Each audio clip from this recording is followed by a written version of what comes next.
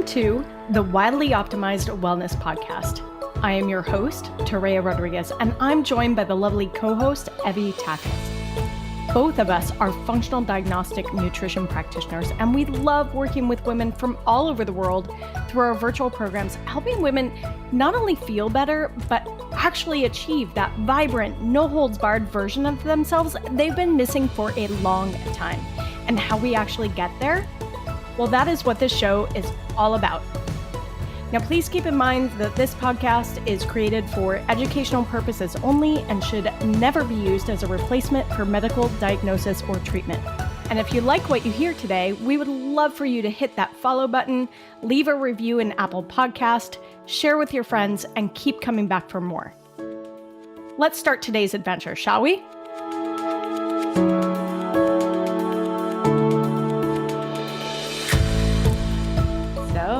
Welcome back, everybody. We are excited because today we have a guest.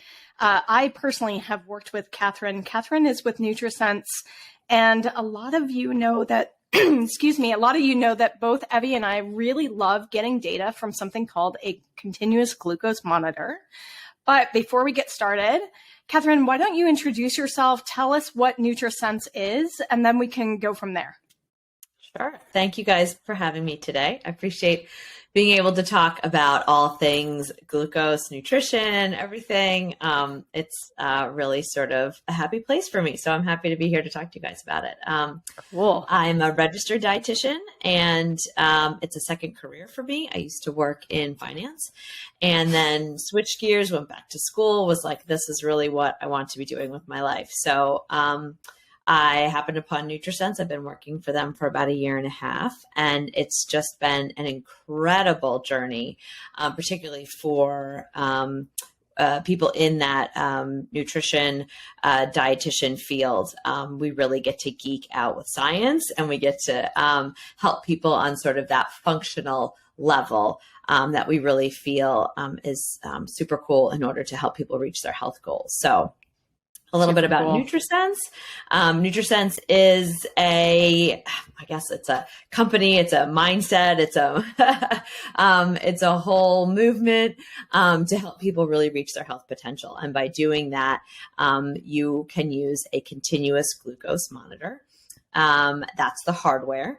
And then the software is the app that we have created. Tons of data. You can just really geek out with all the data that we give you.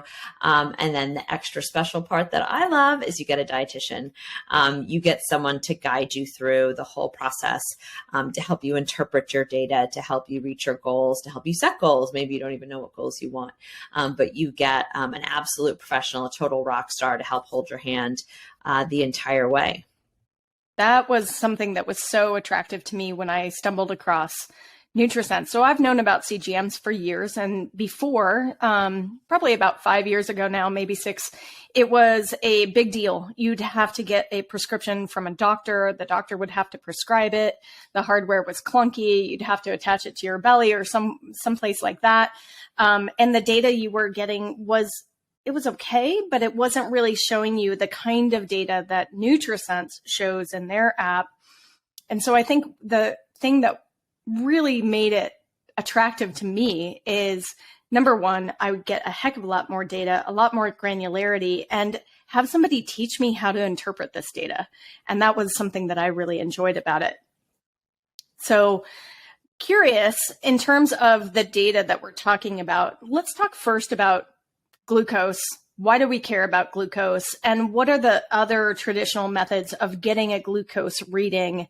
And then we can get into how Nutrisense differs. Sure. So glucose is super important. We are not anti-glucose. Glucose runs basically everything. So glucose is the main source of fuel in your body, particularly your brain. Really important. The body can also run an alternative fuel source, ketones, but that's a whole nother conversation, or you could dive into it with your dietitian. Yes. But glucose is super important, right? But what we want with glucose is to be in sort of homeostasis, kind of in a good balance with your glucose. So glucose is something that you generally take in through food, generally through carbohydrates. We're talking sort of high level stuff.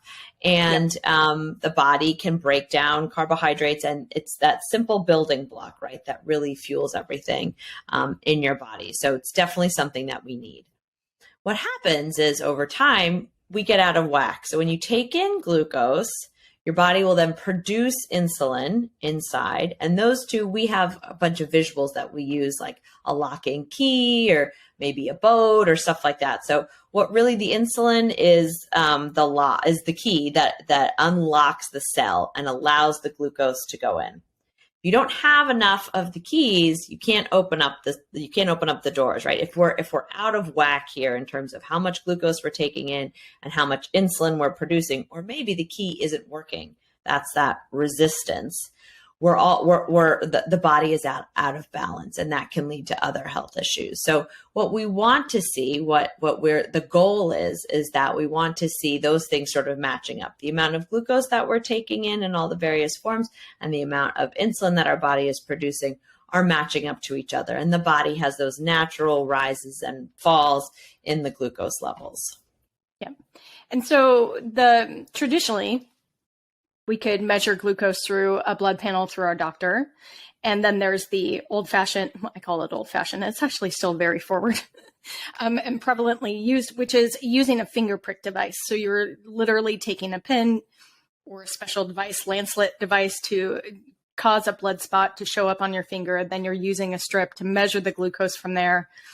And then we have something that's called a continuous glucose monitor. So can you explain a little bit about how the continuous glucose monitor functions? Like, we're not poking our finger all day long, right? And this is one of the benefits of it. But can you describe a little bit about how it functions and then why we want that 24-hour insight as opposed to just a few data points throughout the day?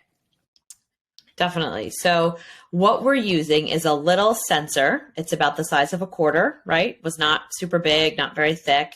I think the hardest part, the hurdle, is just putting it on. It's a mental game. It's not hard at all. It doesn't hurt. Like, I don't feel a thing. It's just like because you're aware of what's happening, I think that makes it worse.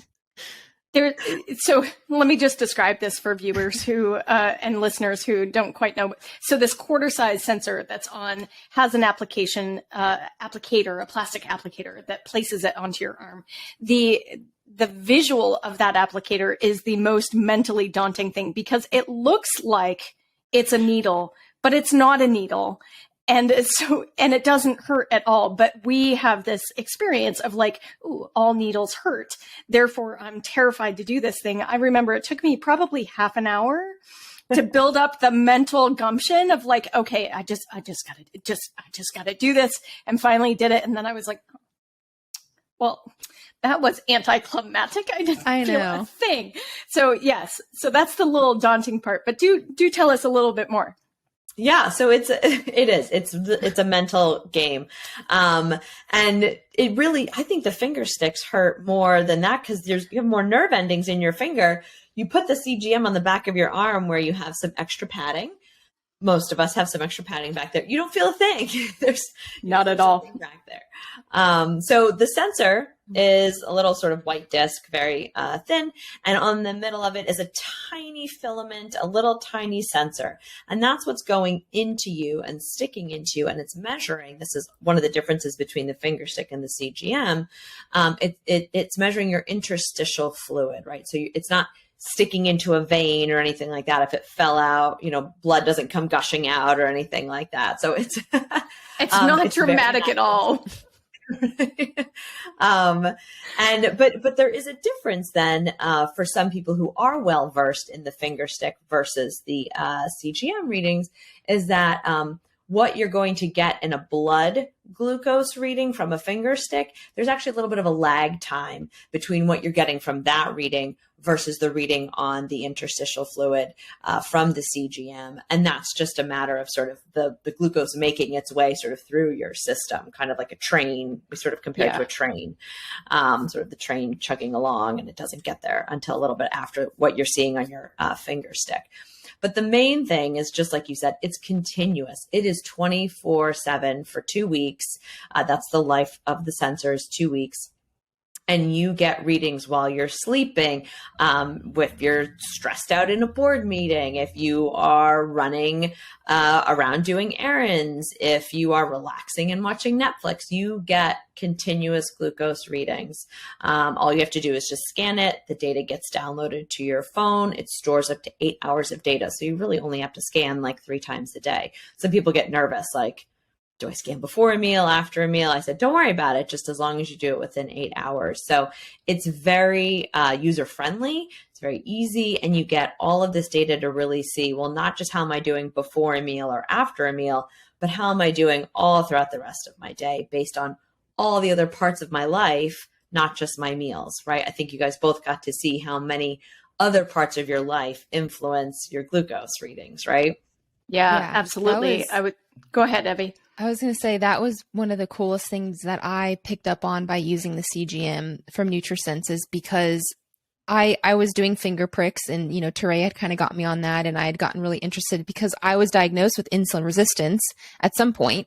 And so it was always on the back of my mind. My family, there's type 2 diabetes and, you know, older family members. And so, you know, I'm like, that's very preventative. I don't want to get to that point. Like, what can I do? And so it's been this awareness. And I always thought it was just food. I was like, it's just the food that I'm eating. And what I noticed was that I would have different changes and elevations and spikes in my glucose, regardless of if I ate or not. It had nothing to do with my food. And I give this example, and I've shared this a lot with clients, and I shared it with Toréa, but there was one day in particular where there was a lot of stress. I'd call it more like an acute stress day. Like, just there was this crisis, right? And I had the CGM on, and, you know, I didn't, you know, pay too much attention to it that day, but I was eating fairly normal. But the next day I looked, and my glucose was like over 30 units higher than normal just in that day. And I'm like, the only thing that was different was that I was extremely stressed, and I had so many things I had to get done, and just all of this like emotional stress, but nothing else was different. And that was a huge like light bulb for me of how many of us that have high blood sugar, or we go to the doctor and we're told like, oh, you're trending towards this, and they don't cover anything else that could be contributing. And maybe the person's nutrition really isn't the biggest culprit.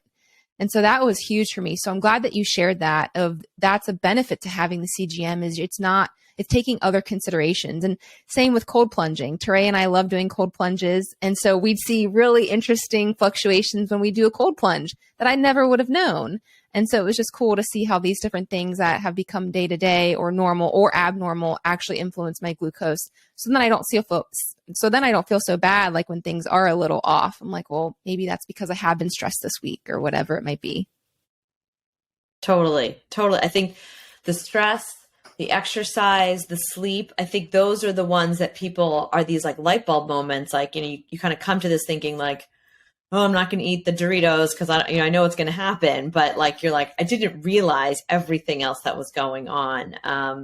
And I think that also speaks to, we have different sort of levels, in terms of time lengths that you can sign up for. And I just think that it's so impactful to see over time, not just sort of this 1-2 week period in your life, but like over time, over the past 3 months or whatever it is, like, what have I been able to shift, and what can I see in those time periods? Like, maybe we had a vacation 1 week, and then, I started back at a new job another week or something. You can really see how your body responds to stuff over time. And for women, particularly also your cycle, just your menstrual cycle, wherever you are in life, and you can kind of see how those hormones are playing a role. And that also is helpful over month to month and week to week, that you can really see some patterns start to emerge.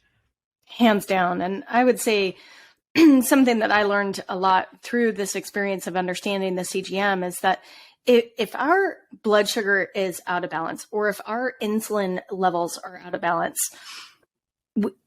good luck balancing your cortisol hormones. Good luck balancing your sex hormones, right? So there's so much out there of like, oh, I'll just do a hormone panel, and then I'll just take some supplements and I'll balance my hormones.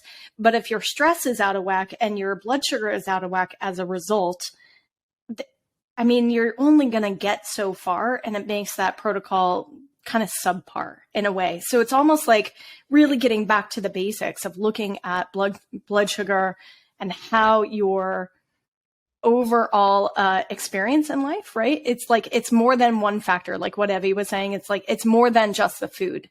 Like we really want to look at a lot of other factors and take that 30,000 foot view. And this is a device that we can use to get that information and get that massive information. Like so many light bulbs had gone off when I worked with you, Catherine, because you were my assigned dietitian. And one thing that I found fascinating that I never knew about our body's ability to manage insulin and manage glucose had to do with eating after sundown. And that was something that you taught me, that there's a whole circadian rhythm to the way that we eat food that's reliant upon where the sun is in the sky. And that was a huge learning for me. So now I try and eat all of my evening meals as close to or before sundown as much as I can. It's going to be challenging this winter, but let's see what we can do, right? Yeah. Totally true. I think there's like really, really cool research about this chrononutrition, and some people call it early time restricted feed. You know, there's all sorts of different, Oh, wow. That's a complicated way to talk about it. But yeah. Okay. But I think it really is, when you think about just sort of how our bodies have adapted and kind of, unfortunately our modern lifestyle doesn't help with eating early, right? We work late. If you have a family with children, you're running around like a crazy person. Maybe you volunteer at night after. I mean, like we have so many things. We sort of really, it's not a sun up to sundown lifestyle that we lead. It's a before sun up to well past sundown lifestyle that we lead. Right. And I think, working on ways to, our body we just aren't as sensitive to insulin later at night, which is what we talked about. And so when you are having a dessert or alcohol or a higher carbohydrate dinner at 8 p.m., your body just naturally cannot handle it as well as it could if you had it at, say, 5 p.m. or if you had maybe all of those things at lunch instead. I mean, it's really interesting to do those different kinds of tests. I always tell people, I say, I'm not against dessert, but have it after lunch, switch it up, have an afternoon ice cream or something, as opposed to a 9 p.m. one when our body's like, oh, that's really hard for me to handle right now. Yeah. I think it's interesting because this tool allows you to do those kinds of experiments and see like, well, what does my body do? How does my body react under these different scenarios so that you can see exactly what you might need to shift.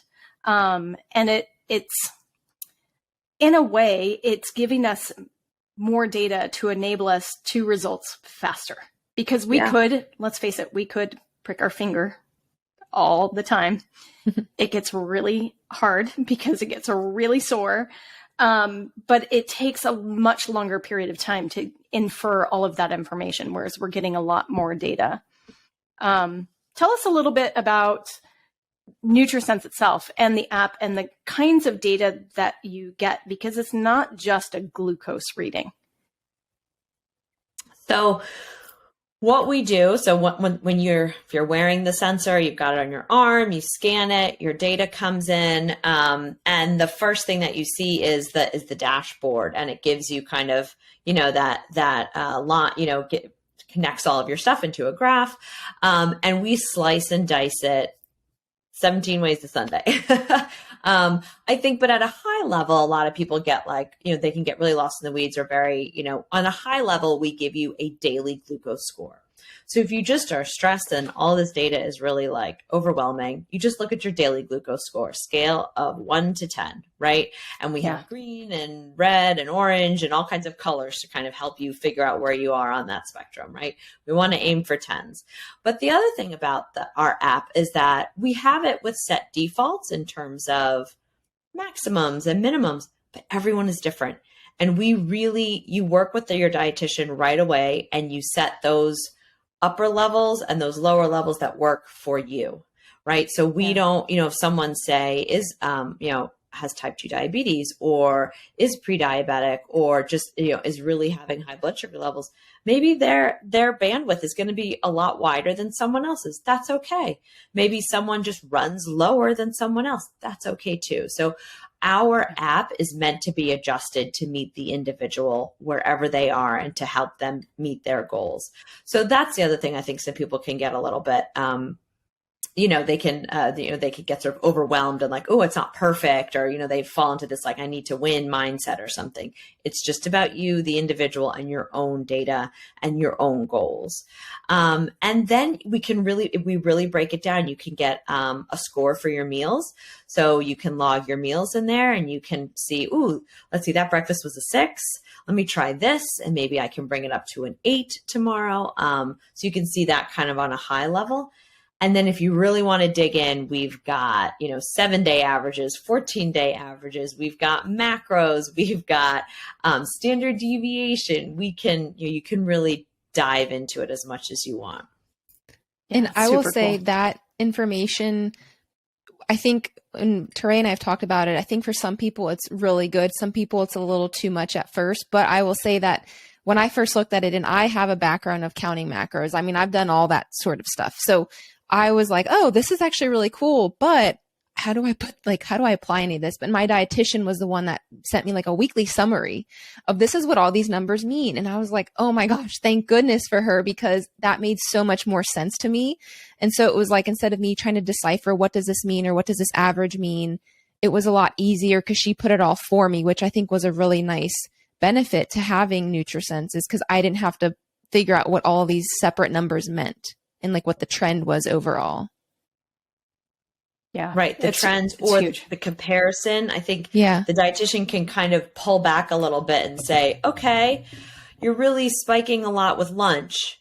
Let's think about this. Let's compare a couple lunches. What are you doing before lunch? What are you doing after lunch? You're saying you have like an energy crash in the afternoon. Okay. Let's think about how we can make these tweaks. You've got this partner kind of helping you decipher what might be going on that you're like, I don't know how to fix it, which I think is really helpful. It's super helpful. I think that was one of the other things about Nutrisense, because let's face it, you're not the only CGM company on the market, right? But one of the coolest things about Nutrisense is that you do get that personalized individual attention from a dietitian in the first 30 days that's included. And that to me was hands down probably one of the best features ever, because I'm not a dietitian. It's like, I know a lot about food and I know a lot about health and biochemistry, but seeing that information and not really knowing how to make the different kinds of tweaks, I think would have been really, really daunting. So I love that part about Nutrisense. Yeah. I thought that was really good. And I actually had a question about some of those trends and things that we look at, because you mentioned, let's say something's happening at your lunchtime and you said, what are things you're doing before and after? So what are things that you could do around meals to, support your blood sugar? Because Toréa and I have one that we suggest to all clients and we talk a lot about, but I'd love to hear what are some things that someone could suggest of like, hey, we're seeing this is running high, or you're having those slumps. What are some things to do to support your body after you eat or before you eat? We got so many. We have so many options. Maybe your top 3. Yeah, I would say, and again, like we said, it's all about testing, right? What might work for someone doesn't necessarily work for someone else, and your lifestyle might not allow for it, right? So we can talk about food, first. We can always say, okay, so let's think about what are you choosing to have for lunch.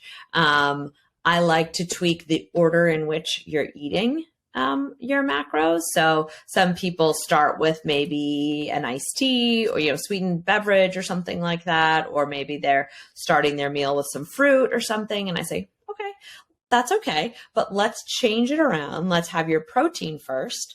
Or if this is your first meal of the day, because you might be practicing a fasting window or something like that, let's break that fast with some protein first, or a little bit of avocado, a little bit of healthy fat, something like that. Let's just, tweak that. So we'll talk about the order in which you're eating. And I'll look to see if they're fasting again. If this is their first meal of the day, we'll think about what they're putting in their body first. I might look at their caffeine intake and say, okay, how much caffeine have you had in the morning prior leading up to this? And then the other main one is movement. I'll say, okay, we'll look back. Okay, did you get a walk in today? Did you exercise this morning? Was today a gym day or a CrossFit day for you? What happened after your meal? Did you walk after your meal? That's like the main thing. I try and get everyone, I have my little stupid saying, after you eat, move your feet. That's cute. I love it. I try so hard to get people to do, I don't even know, like some jumping jacks, run around, walk the stairs in your office. If you can, build in that time to move around and give your body the chance to use up the energy that you just took in. Yeah. That was a big thing. Yeah. What's so lovely about that is there are a lot of cultures that have that built into their culture. So the first time I visited Italy, for example, when we would go to these villages, it'd be post dinner, post lunchtime, and the whole family, grandparents and parents and little kids, they're all walking across the piazza, right? They're all doing this little walk after they eat. And, at first I saw that and I was like, oh, that's kind of cool. That's a cultural thing. And I never really I knew the information. So this is the cool thing about the CGM, right? Is that we can know a lot of information in our head, but whether or not we actually see it in action with regards to our own body and our own body's reaction, sometimes we won't actually implement that knowledge. And so when I got to see the effect on the glucose post meal, if I just walk down the street and back, like it doesn't take much at all. But that effect on dampening that response time was mind-boggling blowing. And so now it's just become a habit, right? But sometimes we have to see the data in order to actually take the action. It's a huge motivator. I think the CGM, we talked about it can be sort of a blessing and a curse. Sometimes you don't want to see the data, but if you can see the positive results of something like that, you're so much more likely to, grab your dog and go for a walk after dinner instead of just letting them out in the backyard, or, grabbing your friend and say, instead of getting a glass of wine, let's go for a walk together, or something that you can do at the end of the day to move around, is really helpful. I think it's hard in the winter if you're living in like a colder, darker place, but we have options. We have ideas. We can all bundle up, right? It's just like, get out that puffy jacket, get your hat on, throw those shoes on. Let's do it. Can we talk for a minute about that dark side that you alluded to? A lot of women have had an experience at some point in their lifetime, whether it's through dieting, through being really focused on fitness, counting calories, counting macros, that have landed them in the space of disordered eating on somewhere on that spectrum. And I know that talking about the CGM for some of my clients, they're very hesitant to look at the data because they're afraid that is going to trigger them into that behavior cycle again. What's my question? How do I phrase this question? What kinds of things can people do differently, or how can they work with their dietitian at Nutrisense to help them not fall into that trap again? Yeah, I think that's a really powerful question, and a really mindful way to approach a tool like a CGM. So first and foremost, we do screen for active eating disorders. So, if you are currently, going through something like that, then this is not the right tool for you at this time, right? So just wanted to put that out there. And by active eating disorder, Catherine, you mean, sorry to interrupt you, but you mean somebody actively experiencing anorexia, bulimia that's out of their control at that time, right? You're not talking about somebody who's just judging themselves based off of what they're eating that day, which is a different style of disordered eating, right? Correct, because there's that sort of and the orthorexia and that obsession with healthy eating and all of that. So, we certainly don't want this to be a tool to be used in any harmful way for anyone. But I would say that if it's something that has been in your past history, I would, and you feel comfortable sharing that with your dietitian, we are all, aware of that in terms of our training. And we can absolutely keep that in the forefront of how we proceed together and the goals that we set and helping, you achieve those goals. So I would say as much as you are willing to share that information with your dietitian, we are an ally to help you make sure that anything that could possibly be triggering, we avoid that. But I think, some people feel like CGMs are only for diabetics or, only if you have like a condition or something, should you be using these? But I really feel like any tool, like any tracking tool, it can be empowering. It can be motivating. It can maybe help you expand your ability to eat certain foods that you were very fearful of eating in the past. It can help in a very safe space to make a little test of something with a professional to help you and help you feel comfortable testing potatoes. If you haven't had potatoes in a long time, or pasta, you can feel comfortable about it and you can feel safe trying it out and know that your body is handling it well and that you can feel healthy about, when you're having certain foods that might have been perhaps off limits, of your own doing in the past. So like anything, it's a tool and we hope that it's used for good and as a motivation. But I agree that there are some times where it can be, you just see stuff that maybe is hard to handle. Yeah. Yeah. Bananas. That was mine. I was afraid to eat a banana because I was afraid it was going to, spike my blood sugar. And what I discovered is that it doesn't do it as nearly as much as I had presumed. And if I couple it with like peanut butter, it's even less, right? So if I'm combining it, but what's really cool about the Nutrisense app is it does not force you to log your food down to the teaspoon or quarter cup of ingredient, which is awesome. Now, if you want to go there, you have the ability to with that app, right? But you can also get away with just saying, I had takeout from such and such restaurant. And you have kind of a reference point of what it was that you ate so that you can kind of see what that food is doing. So I think it's beautiful that it's flexible in that way, that even if you are not really logging your food, you're still able to get so much insight and valuable information.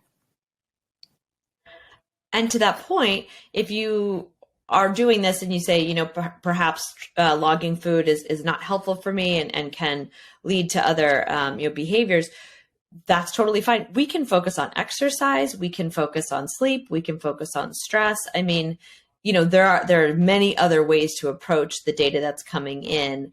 If logging those meals, and you don't have to log your weight, you don't have to do any of that stuff if you don't want to. But there are many ways to improve upon your health just by, with this data. So we hope we can really meet people. Yeah. Yeah. Evie, any more questions that you have for Catherine?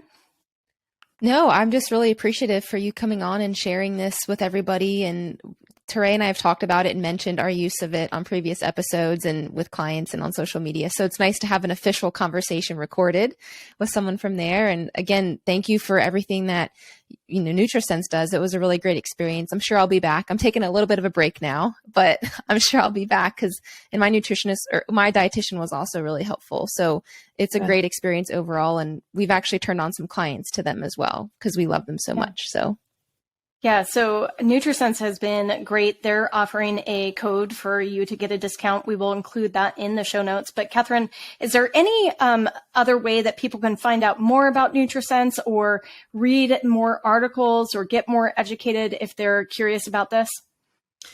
I'm so glad you asked. We have a fantastic website that is chock full of blogs, blog articles. Like our blog is so amazing. I mean, anything you want to know about, avocados, you want to know about aging and nutrition, you want to know about metabolic health, fitness. It's really fantastic. And they're bite-sized articles They are research, they are science, evidence-based, but they are not overwhelming, right? So www.nutrisense.io is a great resource. And then also we're on Instagram. We're all over, I don't even know if we're doing TikToks yet, but who knows? We might be doing TikToks. They haven't asked me yet. It's all good. It's all good. But yes, the website is a great resource.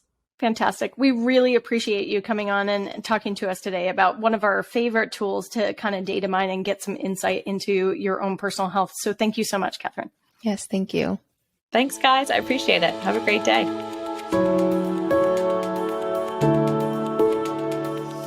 Hey, thanks for joining us for this episode of the Wildly Optimized Wellness Podcast. If you are ready to dig deeper into your health, stop playing the whack-a-symptom game, start testing to get better guidance, you can find more about Toréa at torearodriguez.com, and you can find Evie at holisticallyrestored.com. Want a peek into what it's like to work with us?